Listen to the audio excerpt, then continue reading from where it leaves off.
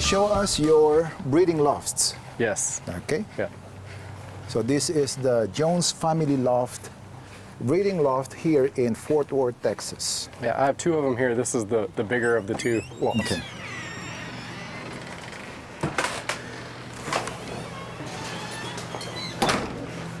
Okay. Can you tell us what's the size of this, by the way? 15 by 34 or 5 feet. Overall dimensions. The insides of the dimensions of these sections here are 8 by 4, like 8.5 by 4.5. I added an extra ½ inch for so the expanded metal can just be laid down, and then when I go to clean out underneath the floors, I can just lift the floor grates up. I didn't want to build over the top of them. So and that actually has there's no draft that can come through. So that's part of the reason I designed it that way. So I just took 2 by 10s, and basically I built everything in here. I bought the shell of the shed, but then I basically built the raised platform and then started building on top of that. That way I had room for the droppings and everything to go through the grates without the birds getting a draft. On the babies, I definitely don't want to draft. So because of the Texas weather, right? Right. Then sometimes it's very hot with a lot of humidity, and I can control a lot of that with the ventilation fans at the top. And you have 2 of this. Yeah, one at each end. They'll kick on and off automatically at certain temperatures.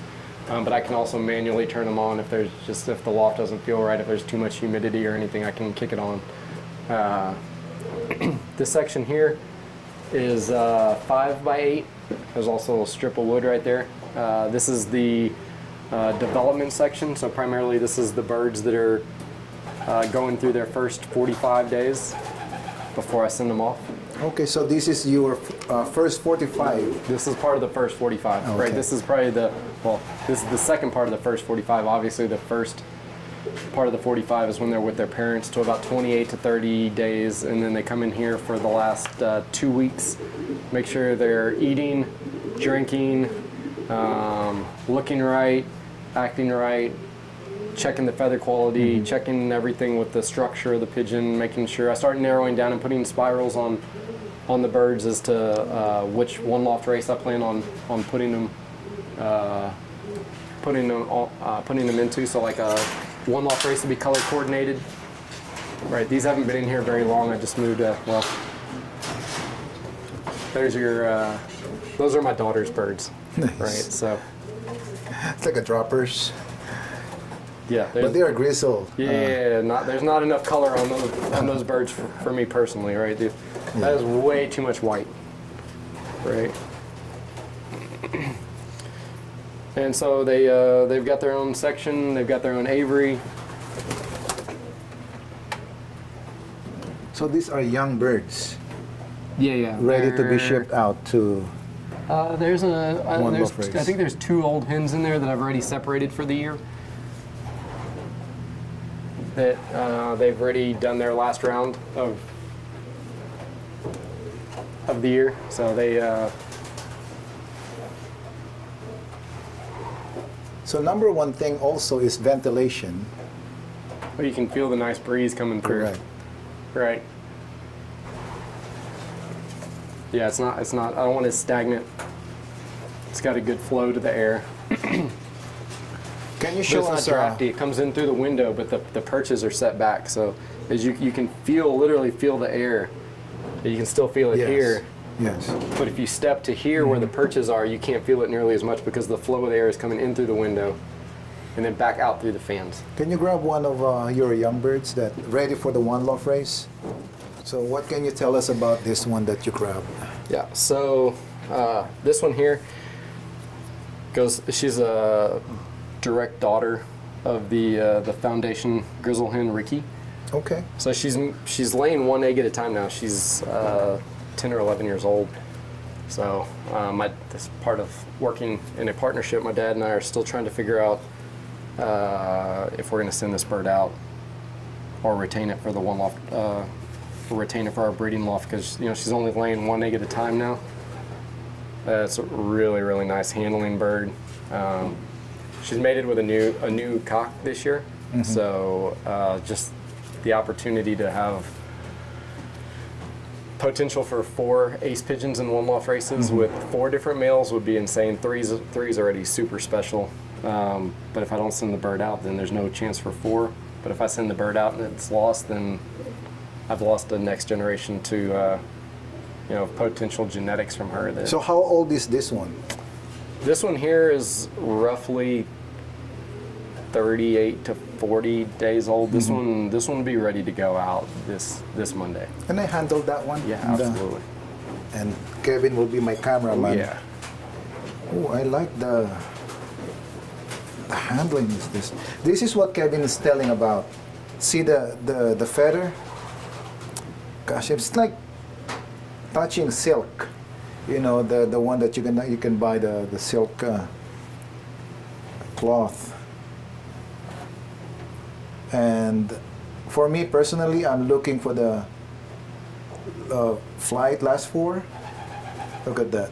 You see the vent there? It's like a blade shape, and then there's enough vent for the air. And also, you don't really open it like this, but just handle it like this, right? Correct me if I'm wrong, Kevin. But I handled lots of birds already, and I don't want to say I'm master of that, but I can tell this one will make some a good result. Really close vent. Nice. Look at this. If you are looking for quality bird, I'm holding one. This is one of the quality birds. See, I'm kind of shaking because I'm excited. Because of the color. I like grizzle and I like the white flight. I'm about to. No, just kidding. I just love everything with this bird. I just love everything with this bird. Can you tell me the result of this one, if ever?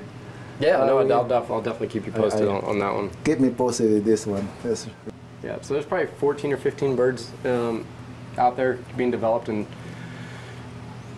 ideally 8. 8 will go to one loft races. Actually, I got 2 in the other loft that I need to wean today that need to be moved over here that I know will go in that set of 8, because I got 2 one loft races. I'm going to send 4 birds to each. So yeah, not even quite half of these babies will go to one loft races. The rest of them will go to my dad's loft. Nice. Yeah, so this is the breeding loft down here. These are your breeders? These will be breeders that will also be used as pumpers. When I talk about character in the birds, like... Yeah, that one. They defend their nest. It's just more enjoyable. It's just more Yeah. fun. Like like this is the hen here, and the hen's not even on the nest, but she's. And then the babies see that, and then like they just start from a very young age. You know, they'll. And when I'm checking them 3 times a day, 2 to 3 times a day, you know, they get used to being around people. They get used to being handled and touched. And this hen here, she's actually one of only, I believe, 2 pigeons that I've raised so far. I might try the mating again here in a few weeks, directly off of Gladiator and Ricky. Look how feisty is that one. Her full sister was the first ace pigeon of the color bird at the Gator one loft race. Her nestmate, the sister. Yeah. So she's actually mated right now. She's mated to her half brother, which is Braveheart, which is amazing story within himself. Just crazy. He's from Gladiator and KJ's girl. She's from Gladiator and Ricky. I'm gonna tell it real quick. The story, real fast with Braveheart, right? So he actually was banded for the fraternity, and he was training and broke both of his legs. Right. So my dad and I started talking about it. It's too late in the year. We don't have any babies available. Can't replace the band.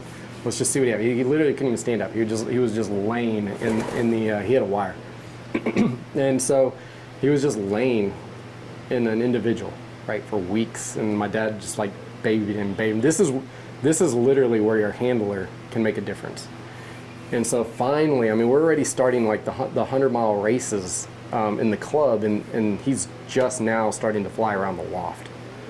And so my dad would take him on his own training tosses by himself, like a mile, 2 miles, 3 miles. The other birds are 100, 150 miles down the road already starting their season and working him. And finally, like, got to where he could at least go with the rest of the birds. You know, when they would go on their Wednesday training toss, that's like 60 miles. And we're getting real close to the time for the fraternity. And he never went on a race until he went to the fraternity. He won the GSAF fraternity at about 1,200 and change yards per minute. So not a hop up in the sky, catch the right jet stream race. He worked for that race and won first at the GSAF fraternity, and he's out of Gladiator. Nice. So but you couldn't. That bird would never have that success story without the right handler. Correct. Right? Correct. Most people wouldn't have put the time and energy and effort in to that. Got two really small babies here.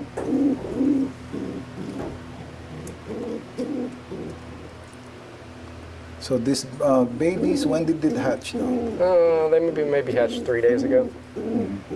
Not ready for the banding yet. Oh no, Not yet. no, they got a few more days. And this one, what can you tell about this? Is this a... This hen, Yeah. this hen, she's from. She's a daughter of Piranha, and the mother is Princess Cruz. So that makes her a full sister to KJ's girl. Piranha is a son of Young Bandit from the Macalani Loft in Scotland. Princess Cruz, which we still have, she's down at my dad's house, is a direct daughter of Cruise Missile from Mark Evans. And the two have crossed really well to each other, all Gabby based on both sides. The Macalani birds in that specific realm of pigeons were a lot of Gabby base, and the Mark Evans pigeons, of course, are Gabby base. But you know, that's where you see the character right here. Yeah. Yeah, fighter. And this one, He's a son of Piranha as well. When made it back to KJ's girl.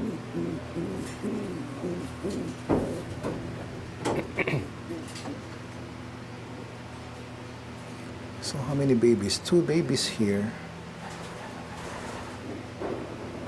And you have some birds outside. Yeah, they got plenty of aviary space.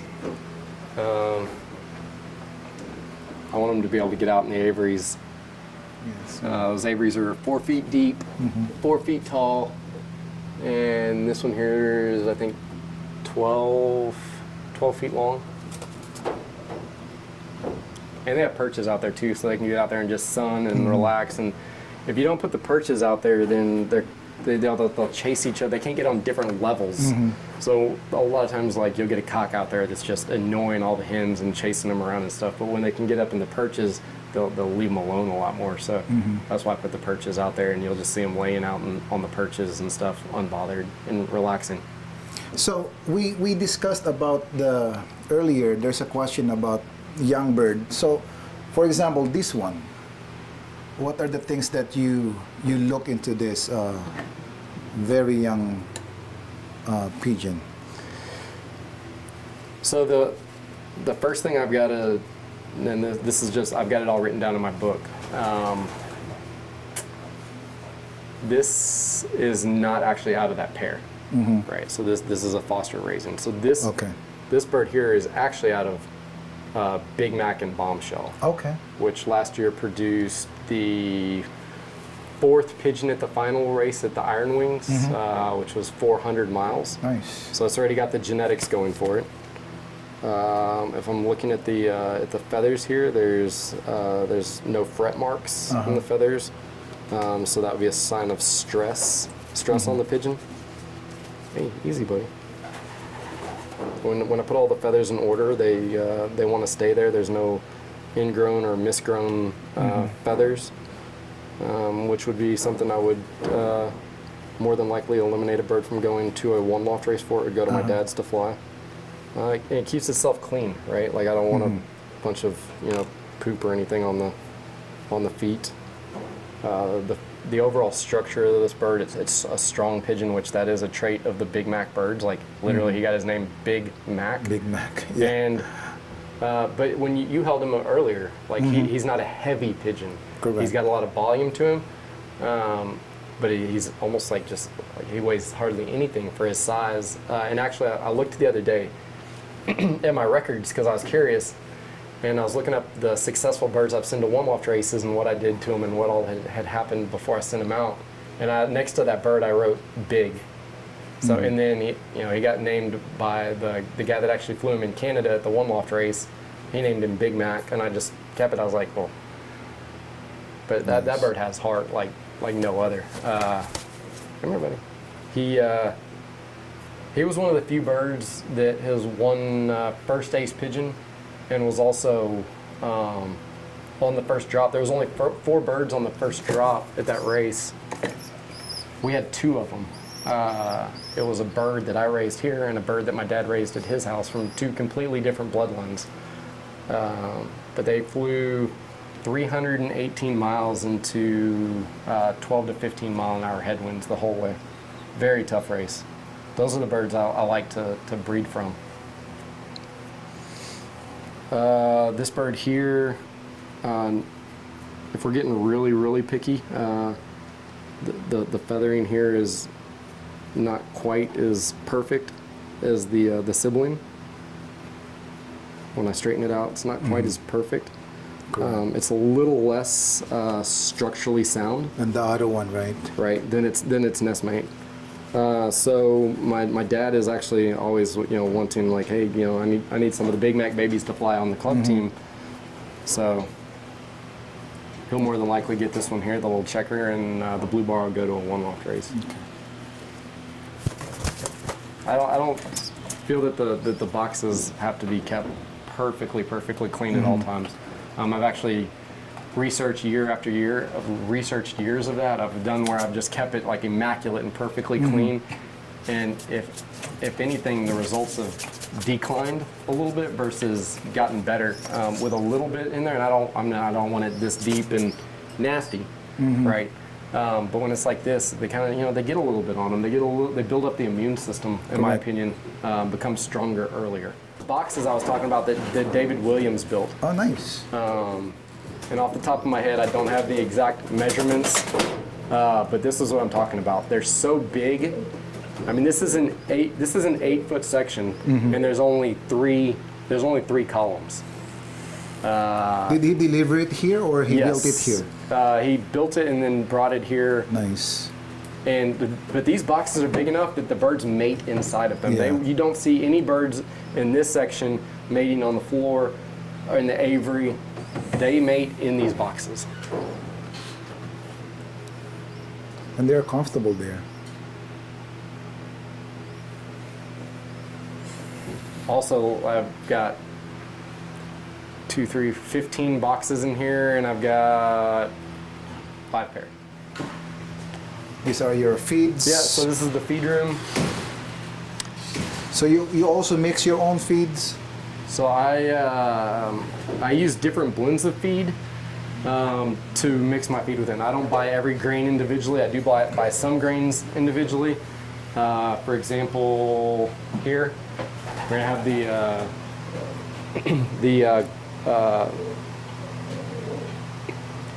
the pellets. Forget exactly what brand it is. NutriBlend green. Get the green for breeding, not the gold. The protein. And they eat that really good, right? So these go separate. I don't mix these in with the mix. Okay. There's 2 feeds I use that I do not mix in with the mix. The 2 feeds are going to be the pellets. They're in front of them the entire breeding season, right? They can eat them when they want. They don't have to. It's not part of the mix. And soybeans. Soybeans are going to be separate as well. Everything else is in the mix. So the mix here, and mixing feed is very difficult, right? Especially different parts of the country. You've got to go with what you can get. Like some clubs can't get certain brands, and some can. This is going to be King 45. This one here is going to be high energy. I can see kind of more corn in there. Right, and that's where it's very hard to tell somebody my feeding plan, because I'm going to go in and look at how the babies are handling right now, look at how the parents are acting, and they're like, all right, well, what do I, one day I might go 50-50, one day I might go, different ratio. It might be 20% and 60%. This one here is more soft flower. That is actually Lizzie May, but I threw if you see something in there, it's not Lizzie May. I threw just a real tiny amount of a bag that I needed to finish off so I could get rid of it. I just barely threw a little of that in there. Here's the small breeding pen. We can dive as deep as we need to into this. Obviously, you can see there's no birds in here right now. This is what the manufacturer says for 2 pair. Correct. I will absolutely not do it. I don't. There's not enough room in there. I'll tell you what it is good for here in a second. You take these, you cut the zip ties, and you lay them down like this, and that is about as small as I will put 1 pair in an individual. And I don't love these just because they can't fly. I like birds to be able to fly around. I don't love this, but at times it's necessary to put them in here. Just in case of emergency. Right. It's good for when you're getting a bird like ready for the next round of breeding, like and separate her from the rest of the birds, like she is right now. There is one thing that these are good for. Now, if you want to talk about polygamous breeding, these are very good for polygamous breeding. I can put 1 hen in there, feed and water in the middle, lots of grit. And it's a pretty deep dive, but if you want to get into the polygamous breeding part, the easiest way to get multiple babies off of a cock and around is to take, I usually use 3. 3 is a good number, and I'll put like this one, and say these are divided. I'll put 1 hen here. I'll have 3 hens, and I'll have, let's just say, for example, I'll have Gladiator. So Gladiator will be in his own breeding section. All right, I'm gonna come in here at 8 o'clock in the morning, get hen number 1. I'm gonna take her down there and I'm gonna leave her there for 15 to 20 minutes. Take her out of the cage with Gladiator, put her back in her cage. At noon, I'm gonna go to hen number 2. Take her down there, throw her in, let them do their thing, 20 or 30 minutes, 15, 20 minutes. At about 4 or 5 o'clock in the evening, I'm gonna go to hen number 3, take her down there, throw her in. All right. Day number 2, hen number 1 for that day is going to be who hen number 2 was yesterday. So today's day number 2. I'm gonna go hen number 1, hen number 2, and hen number 3. Hen number 3 is gonna be the hen that was previously hen number 1. Go to day number 3, so on. Hen number 1 for that day is going to be the 3rd bird from the original start, the first day, and then you just keep going and you rotate them. These hens will lay fairly close to the same day, but now they're not with a cock continuous. So this process is going to take longer than if I put a hen in with a cock and I get eggs in 9 to 11 days. This is going to take closer to 14 days. I'm not doing it right now because of the work schedule. I don't have the time. And I'm not here during the middle of the day all the time. Sometimes I am, but I can't be consistent enough with it. So right now I'm not doing any of that. But just for the people out there that want to get into it, in my opinion, it's a lot easier than bull breeding. And you can get 6 babies that are relatively close. Here's where you're going to have to learn how to hold eggs in nest cartons, how to rotate them. So when I The hen lays the first egg. I mark it 1. I put it in the egg carton. I put a dummy egg in there. I don't want her to get thrown off. I put a dummy egg in as that her first egg is still in there. I'm going to rotate that egg. I do twice a day and have seen good fertility rates with it. When I'm in here in the morning, I'm going to rotate that egg about a third of a turn. When I come back in the evening, I'm going to rotate it about another third of a turn, and I'm going to keep rotating it about a third, anywhere between a third and a half of a turn. Just keep rotating that egg. Egg number 2 comes along, I mark it egg 2. I also put, like if it's out of Gladiator, I'll put a small G on the egg. And then, let's say he's with Bombshell, I'll put BS. So G, BS. And then those eggs will go in the carton until my pump repair is ready, or if they are already ready, then I can just move them straight over. I try to line that up as close as possible to that, and then, if you have to hold eggs, I'm comfortable holding them about 5 days. After 5 days, I think that the rate of eggs that I'm confident, in my opinion, are fertile, and then end up not being, the percentage starts to go up with each day. But at 5 days, I think your fertility rate of the eggs is spot on to what it would have been. Nice.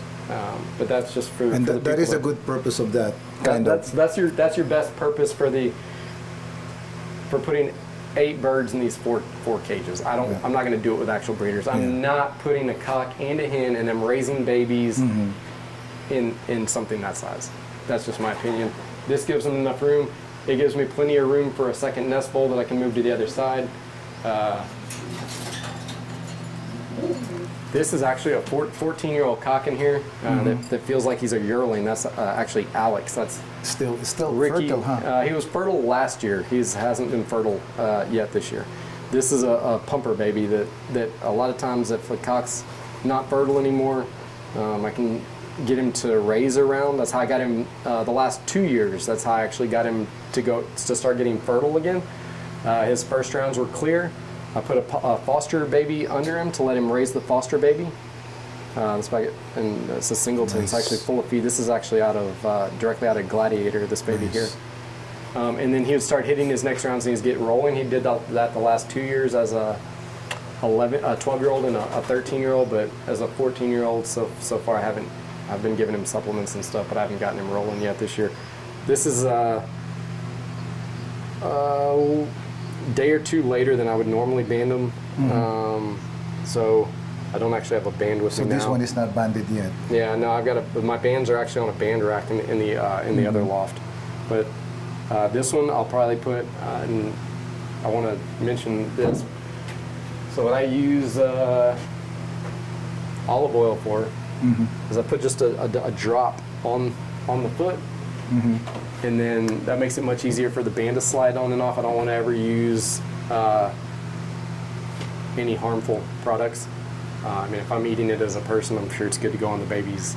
And that is the perfect size to band so that it will not fall I'll out. generally band them about 2 days earlier than this, just so I don't have to use any of the olive oil. But I was actually going to band this one while we did the walkthrough, but the bands are in the other loft.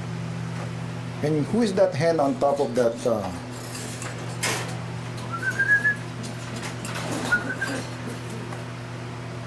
So this hen here, this is actually a franchise. So she's a direct daughter of the Makalani Pigeon's Black Caviar.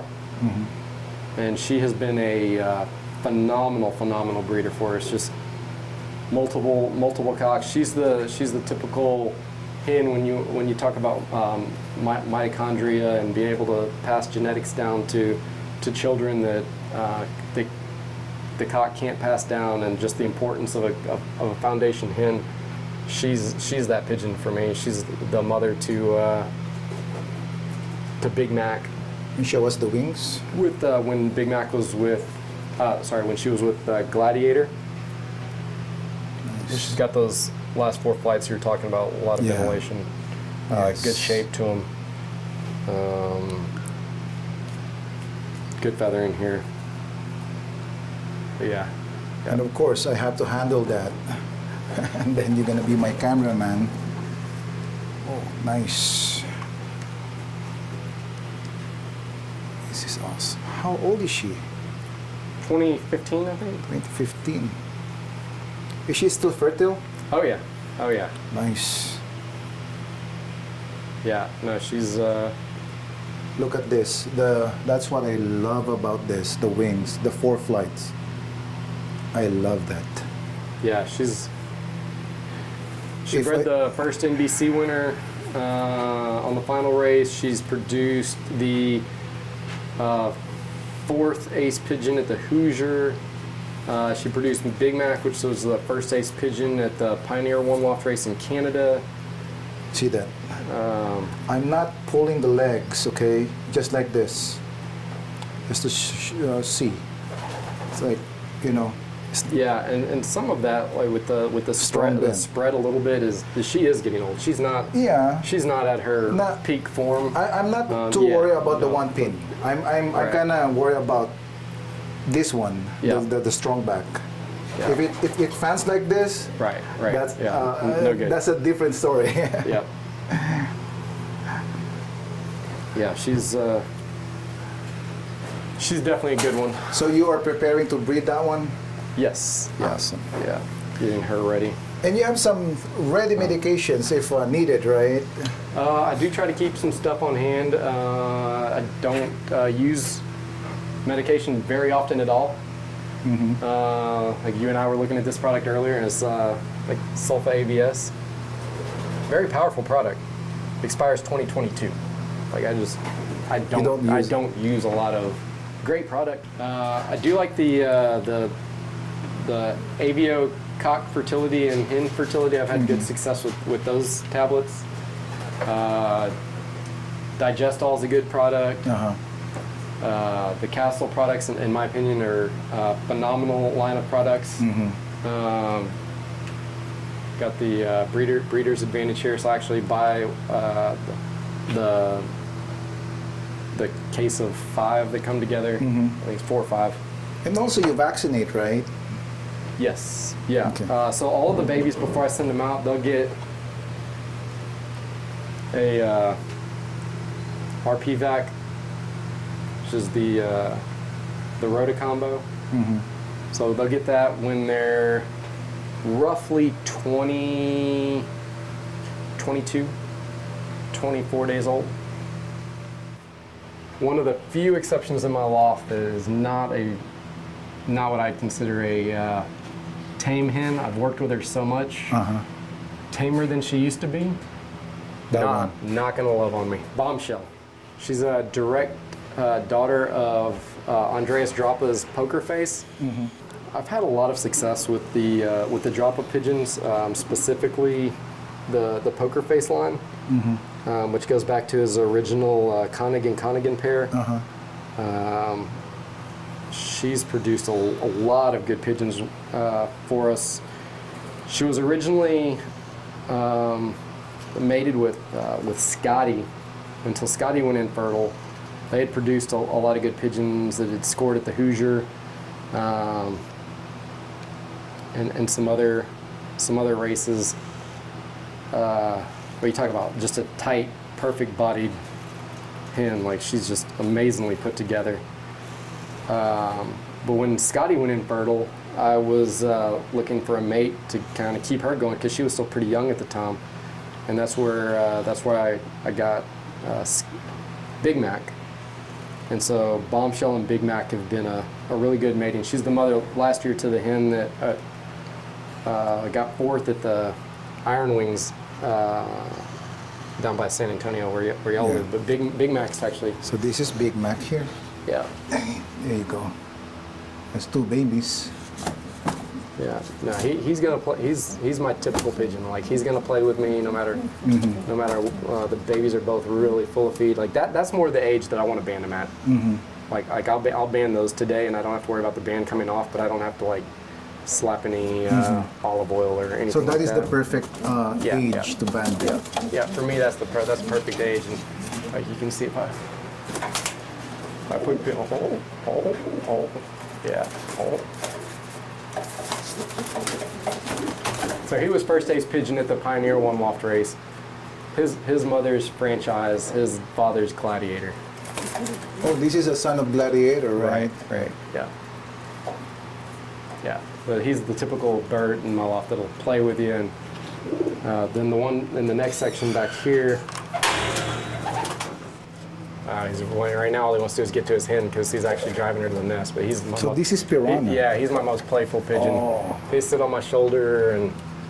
At last, I managed to hold piranha. Oh my God. This is the body. Guys, I'm holding piranha here in person. Nice. Wow. It's like holding a paper. Yeah. It's so buoyant. And he wants to go to his... No, he wants to go to the hen because get to the hen. yeah, he's taking her to the nest right now. There you go. Oh, okay. Yeah, that's because they have a baby? No, he's about to take her down to the next round of eggs. Oh, there you So go. he's put her back down there. And do you think you can grab See, Big Mac? and as nervous as Bombshell is, like you get her on her babies or whatever, and she's not. Oh, come on! Oh, see, she'll fight you. Now she's not nervous at all, which I do like that. Right? See, I just put her in there like she hadn't even been on the babies. I just put her in there just a second ago, and now she's willing to stand her ground and fight, Yeah. which I like. Come on. And then that is Big Mac.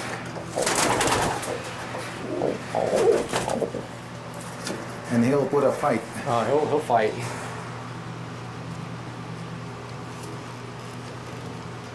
So you want to talk about the last four? There like, you go. Look at that this, is- guys. Looking for a quality bird. Like Yeah, a blade. that's about as good of a shape to the last four in ventilation as you can get right there. But that's because he's out of franchise, which carries that trait, which is what you just. He's molding right. Molting there. But look at the last four. Can I have the opportunity to hold Big Mac? Yeah, yeah. Oh, look at this. Whew. Talking about quality birds, guys. Look at the silk. I credit a lot of that to the breeder's advantage from Dave at Castle Pigeons. Like it really helps to get the birds the feather quality, and when you keep them on it year round, puts them through a good molt. Awesome. Perfection. Soft, yeah, it helps. They have to have natural good feather quality, but then you can also improve the feather quality to another level. Looking for an eye sign. Look at these eyes. Just simply the best. Yeah, so that's a Awesome. pearl eye to a bull eye. Okay, so you match bull eye and pearl eye. Right. Nice. Thank you for letting me hold that. Yeah. Then in here, this will be.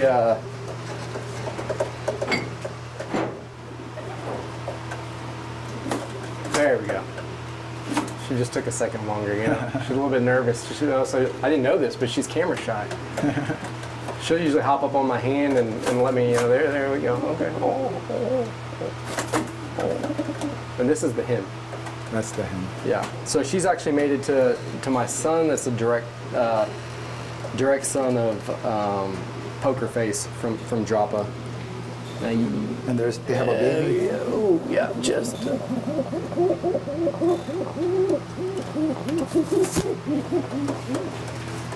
We're going the hallway. Okay. And this Now is this is about as large of a pigeon as you're going to find in my loft, right?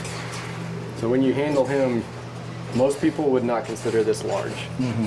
This is just a strong medium, but this is about as large of a pigeon as you're gonna find in. nice.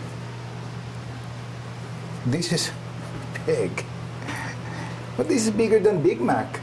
A little bit bigger than Big a little Mac, bit bigger than Big Mac. but his babies are not Doesn't produce big as not this. at all. Not at all. Okay, guys, this is what I like. Okay, even though this is a huge bird, it's light. Not only because he's feeding, right? But because, look, it has meat here and everything. But it's light, like paperweight. Yeah. All right, so as you're developing out the babies, I guess I check them at least 2, if not 3 times a day. All right, just feeling them here, making sure that they've got feed in them. This one's full of feed and water. So everything's good with this one here, which they normally are. If they're flat though, you just want to make sure that you see what the breeders have available for feed. If you need to switch up the feed, maybe hit them with a little extra safflower if the babies don't have enough feed in them, or some hemp or something that they really want to go eat. And then got one here that's a little bit younger. Feels good, structure's good, feet are clean, that's important. All right, make sure there's no fret marks. This one's good strong pigeon right here, structurally sound. It's probably going to a 1 loft race. Good strong back, good strong body, vents are good. So that one here is he's about ready to go to the development section, which is over here. Once they get to about 30 days old, they come over to the development section. And from here,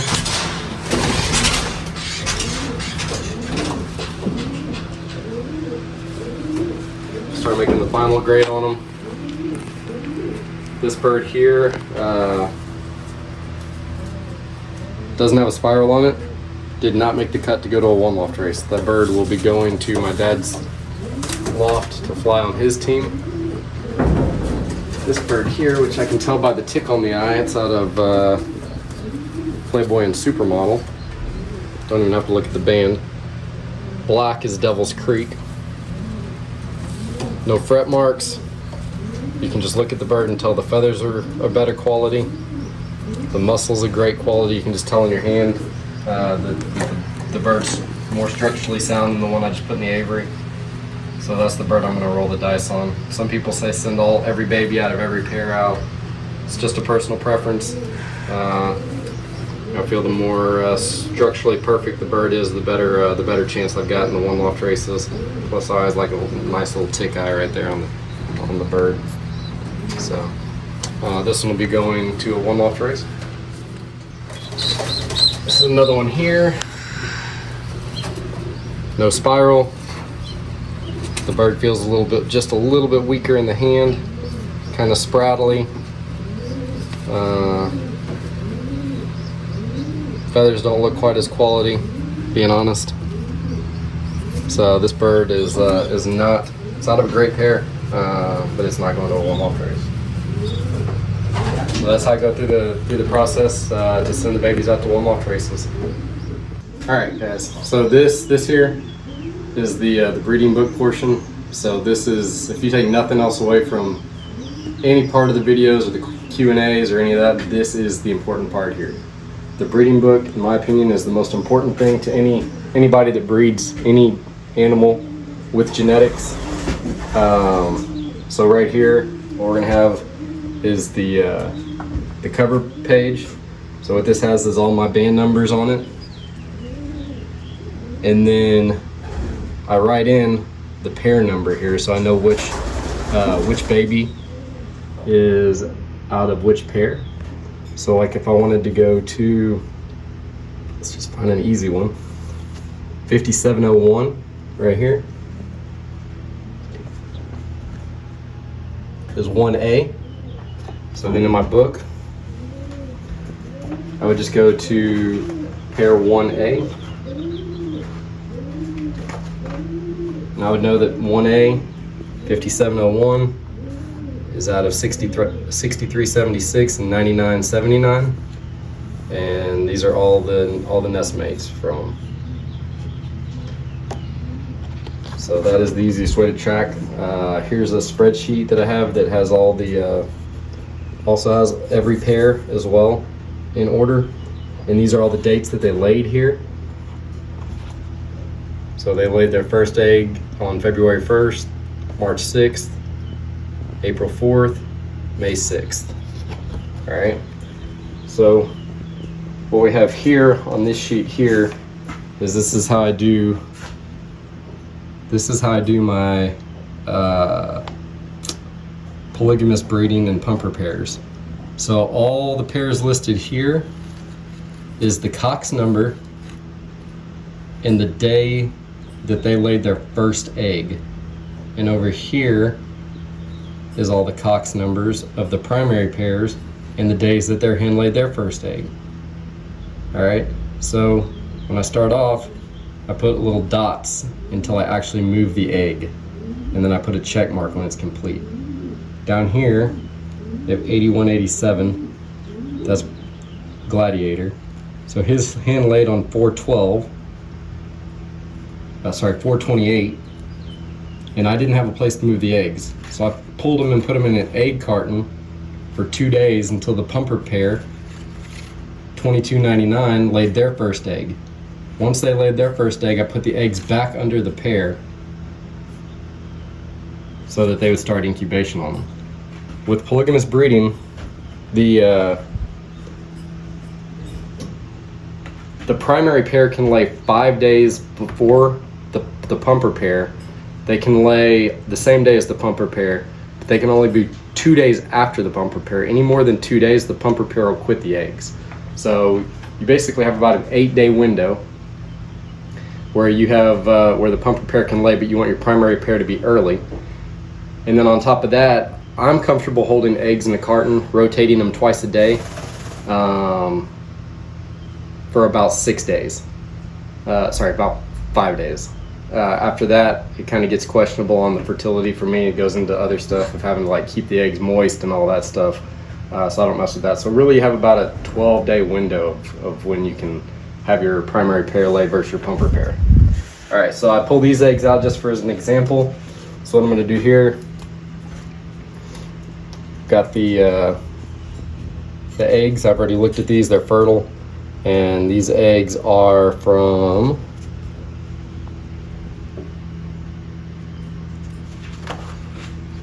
primary pair cock 343, and I write very lightly, hen 474.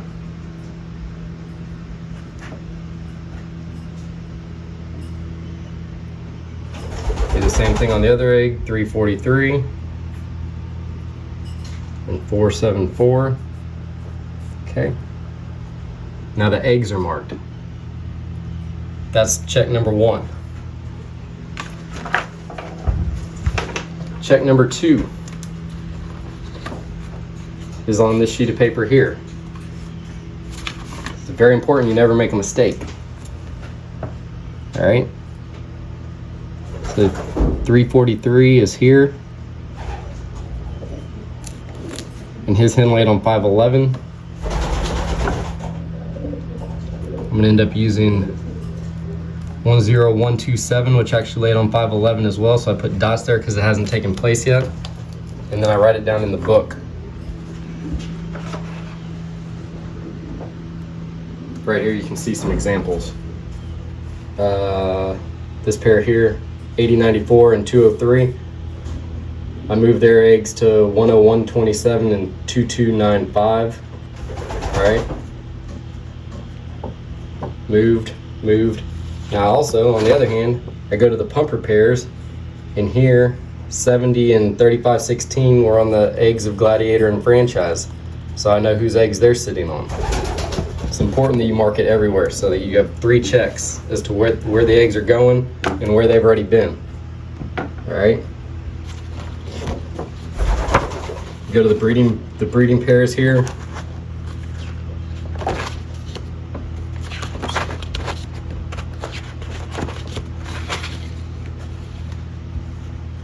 So here's Gladiator. He was mated with Franchise. First baby was a dark check, raised by pumpers. Also have room to write in here like how it performs at the race. Second baby, 5501, went to Mexico. Third baby, 5502, went to Dubai. These two babies are about to get shipped out. One's going to the Florida Derby, and one will be going to Devil's Creek. So I'll write those in once I ship them out. I'll write in what race they went to. And then down here, I've got room to put the records as to first at 200, first at 300, you know, whatever the performance is. So I'll leave myself room there. That's how I can start tracking the 25, 50, 25. All right. So once I start, like we talked about in the other video, the 25, 50, 25. 25 best pairs stay together, 25%. Best pair, we used 12 as an example, so that means 3 pair are going to stay together. Your best 3 pair, your middle 6 pair, those birds are going to get remated with another mate that's within those 6 middle pair, and then the bottom 3 pair, they are out of the breeding program. All right, they no longer get to reproduce. All right, that's the only way you keep your loft going up. Well, the only way you can track all those records is to keep track of exactly every baby that you have and how their race record was, what they did against their loft mates. All right, so that's the meat and potatoes there. That's the breeding book. That's exactly how I keep track of everything.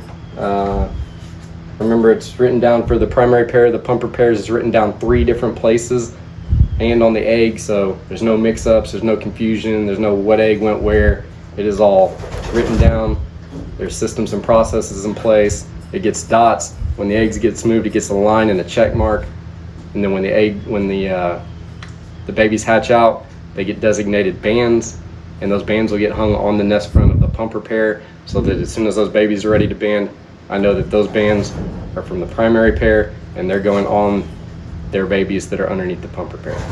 So hope y'all got a good takeaway from the breeding book. That's the meat and potatoes right there. If you don't take anything else away from any of the videos, please implement a breeding book, a breeding program, use the 25, 50, 25 rule, and your results can only go up by using that. We can go over and take a look at the other breeding location. So this was the loft that I first started off with. So before that big one? Oh yeah, the big one came later. Okay. So,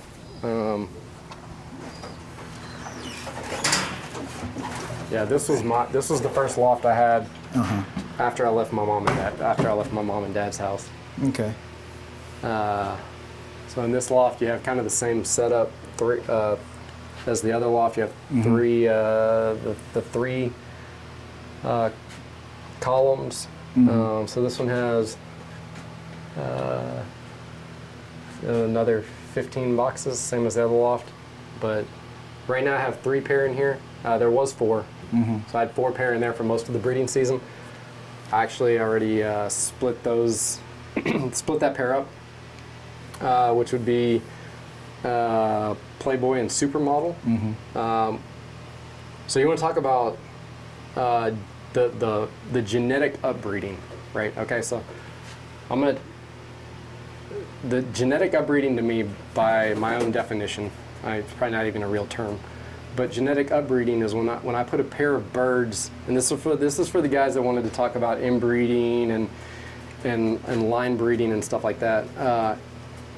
Your best opportunity to get a genetic upbreed is a pigeon when it's better than both of its parents, right? Like, so somehow you can inbreed together, but it doesn't happen very often, that you can get a bird that is better physical traits. Every trait you're looking for is stronger than both parents. So actually, the cock that was in the top right, Playboy, he's done for the year. They're done. It's getting too hot in Texas to keep breeding out of them. And to start my process of splitting my birds up for the year, I've got to put him in a loft that wasn't individual. But now I'm using it to just hold a cock. There's no other pigeon in here. This middle section here, in this loft there's 1, 2, and 3. The middle section here, I'll take the center divider out, and that'll actually be where I keep my cocks in the off season from the individuals. So this bird here is a direct breeding from Droppa's Pick, which is a Son of Poker Face, and Bombshell, which is the two that we just handled, the Splash. But when you handle this pigeon here, you can tell the traits. As much as I love Droppa's Pick and as much as I love Bombshell, you can tell where he's a notch above the parents. I like the shape. When you hold it, you can tell already that the buoyancy. See that? And the silkiness. Yeah, the feather quality on that bird since he was real young. Like that bird actually I retained. I can hold this bird all day. Yeah, he never flew. That bird just went straight to the breeding program because he was just everything I liked about him was just that elevated. I don't know why I'm in love with white flights. So this is bulleye. Yeah, his mom's bulleye. Bulleye. Look at this. Yeah. Yeah. Tight vent. One pintail. Strong back. Yeah, very strong pigeon. Really Weighs light. hardly anything. Really light. The pair in the back here has actually been one of our best breeding pairs. Last year was our first year together. So what this mating is here, I need to wean those babies need to be weaned off. They're the right age. Those might be a day or two long. They might be 30. Those might be 32 days old, 33 days old. They need to come out. The blue bar hen back there you're seeing, that's a direct daughter of Super Mario from Andreas Droppa. Nice. The cock here is a bird that we acquired last year, and immediately, just last Young Birds was the first year that we actually had any of his children, because of when we acquired him. They're just phenomenal racers right off the bat. This is actually a son of Jeff from Battenberg in Holland. So his father won first international Barcelona. So now you're taking a little more of a speed pigeon in the Droppa bird, and then now I'm putting more long distance endurance into it, and that's where the young bird So it racing. has a baby down there, right? See, here's another example. He'll fight me when he's on his eggs or around his nest. If he's not on his nest, he is not wanting to have anything to do with me. Yeah. He'll get out in the aviary as fast as he can. So that is the second clutch? That eggs? Those are actually dummy eggs. Oh, those are dummy eggs. Okay. Yeah, I'm done. It's getting too hot in Texas. Yeah. I got to get my breeders. Yeah. If I want to breed good quality pigeons in 2026, I got to get my birds separated now. Correct. I stole their last round of eggs because I will let a pumper pair raise into June. I've taken deep dives into the statistics behind that too. In Texas, I got to get my primary birds split up in May. If I carry them into June, they're not going to be ready. Their molt's going to be further behind. My schedule's going to be off come next breeding season. Nice. I got to get them separated in May. The pair And this here, loft also has, like, of course, a fan. yeah, the ventilation fan. I want all the hot air from the top to get pulled. Keeps the dust down, keeps the temperature right, keeps the humidity right. This cock here is from, I'll open it up just real carefully. The Thone family, Xavier Thone. Okay. And this he's is with she is a granddaughter of Prince Porsche on one side and Porsche 911 on the other side. So I'm going to try that. So here's an exception to the 2-year rule. She's the perfect example. When you're on the 2-year rule and you bring an import in, they're not acclimated. So we just got her in late March, early April maybe. This year is not going to count for her. She's A, not acclimated. B, I'm going to get one, because she went through my own 30-day quarantine process, so I'm going to get one really late round off of her. Like this year doesn't, she gets a pass for this year. Nice. But she'll go through the molt here. Once they go through a molt, that sets their acclimation. So birds that you bring in, even birds from like the north part of the United States, but especially overseas, until they go through a molt, they're not acclimated, in my opinion. If you get a bird that produces champions, which I've done a couple times with World Famous and the Mystique hen from John Crahan, they bred champions before they went through their molt. Those birds are going to be off the charts. If you can get a bird that you bring in, import from Europe, and it breeds champions before it goes through a molt, that bird is gold. You better really hone in on it quick, start getting babies off of it. Those are going to be, that's a champion bird for sure if it produces before it goes through a molt. And here, here's another Thonay hen. oh, this one on the floor? Yeah, her full sibling from Thonay produced, and I don't want to get it wrong, I think it was second or third equal first at Pattaya against 6,000 pigeons. Nice. And that was a full sibling. This is the full sibling. Yeah. And she's, the cock is... the cock, that's Gladiator. oh, this is Gladiator. There you go. So I know earlier we were talking about mitochondria, the hen lines, the hen being much more valuable to a mating than the cock. A lot of guys like cocks because, like, right, I can get a bunch of babies off of a cock in a year, especially if I polygamous breed or bull breed. The Gladiator line is probably one of the only cock lines that is strong enough in all of its genetics that it is as important as the hen. So Gladiator has actually bred top performance pigeons with hens that I did not think were actually a top tier hen. And Big Mac, his son, is on the same path. And he is incubating? Yes. There you go. So they have 2 fertile eggs right now. I glassed them yesterday. They've probably been on those for 6 days, 5 days. I can usually tell fertility at 4. I make sure I wait till 7 days before I ever toss eggs that I think aren't fertile. But yeah. But of course, we don't want to disturb him, right? Like lift him there, or would that be possible? Yeah, I'll let you. I'll get him off very carefully. It's just once in a lifetime to hold Gladiator. Yeah. Show us the wings, Kevin. Nice. That is the infamous Gladiator. Nice.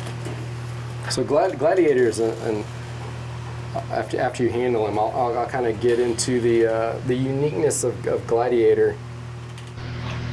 So guys, I'm holding here the infamous Gladiator.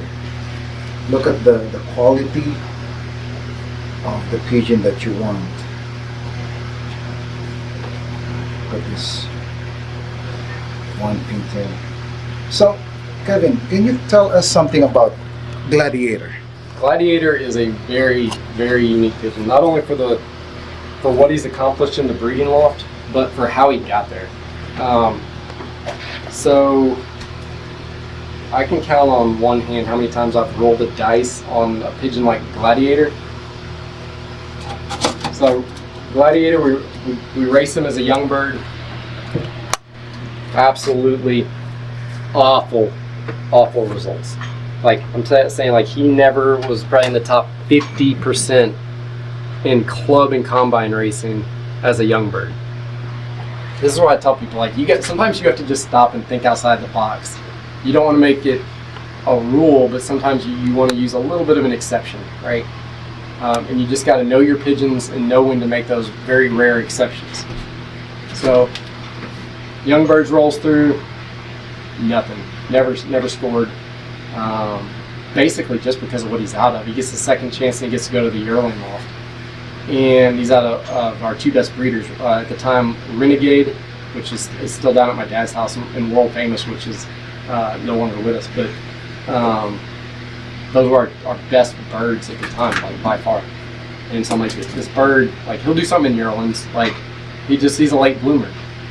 So we fly him in yearlings, and sure enough, like we're halfway through the yearling season, like normal weekly basis during racing season. I'm on the phone with my dad. What's going on with this bird, this bird, this bird? We're coming up with game plans. 8187's number comes up. Hey, has he done anything yet? So he doesn't have name yet that time. He didn't even have a name. He's just, hey, 8187. No, 8187 has not done anything. All right, here's what we're gonna do.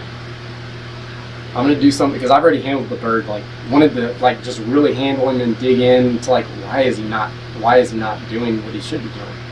And so I said, tell my dad, I'm like, hey, here's what we're gonna do. He's keeping a hen happy on the double widowhood team. Let him roll through the rest of widowhood. Don't put him on any more races. Don't put him on any more training tosses. If he gets out in circles around the house, that's fine. But after the season's over, next year I'm going to do something at the point I've never done before. I'm going to give this bird 1 year in the breeding loft, right? And so at the time I had another hen that had a decent race record, but I wanted to get a baby out of a hen specifically with a tick eye in the breeding loft out of Piranha. The next year rolls around, put the pair together. I'm like, hey, you got 1 year, dude, figure it out.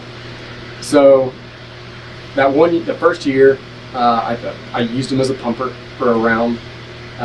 So typical first year in the breeding loft pigeon, he gets 4 babies, right?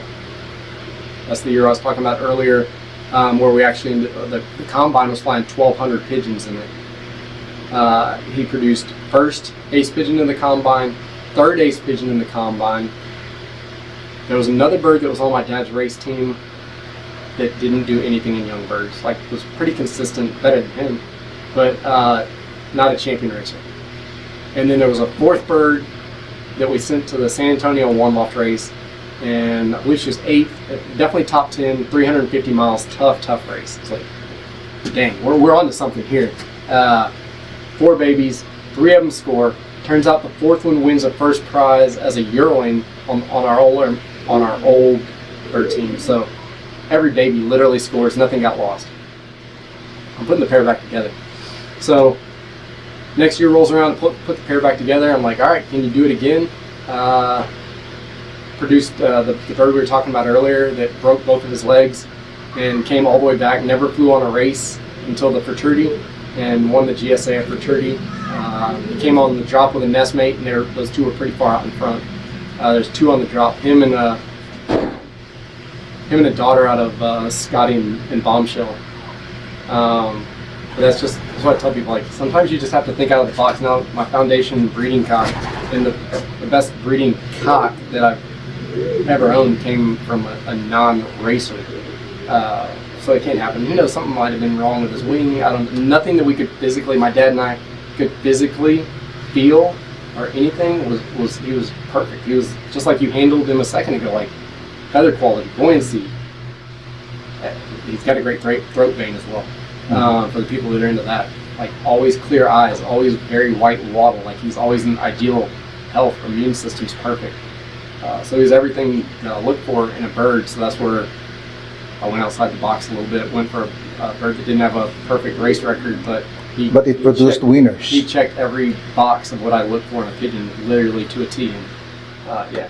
And what is your advice to our viewers, especially the new flyers out there?